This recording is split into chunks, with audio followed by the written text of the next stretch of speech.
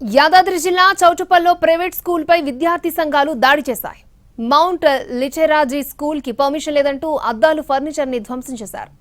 అనుమతి లేకుండా స్కూల్ నడుపుతున్నారని అఖిలపక్షం విద్యార్థి సంఘాలు ఆరోపిస్తున్నారు. విద్యాశాఖ అధికారులు స్పందించకపోవడంతో దాడి చేశామంటున్నారు విద్యార్థి సంఘాల నేతలు.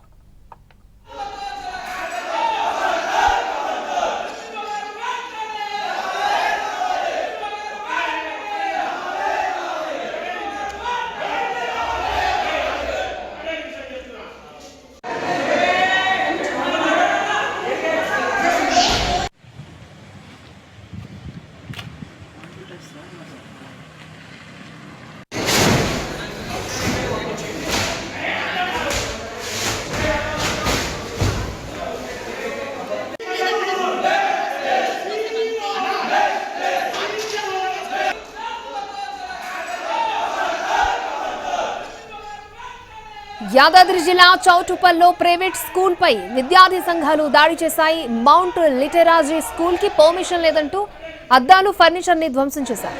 అనుమతి లేకుండా స్కూల్ నడుపుతున్నారని అఖిలపక్షం విద్యార్థి సంఘాలు ఆరోపిస్తున్నారు. విద్యాశాఖ అధికారులు స్పందించకపోవడంతో దాడి చేశామంటున్నారు విద్యార్థి సంఘాల నేతలు.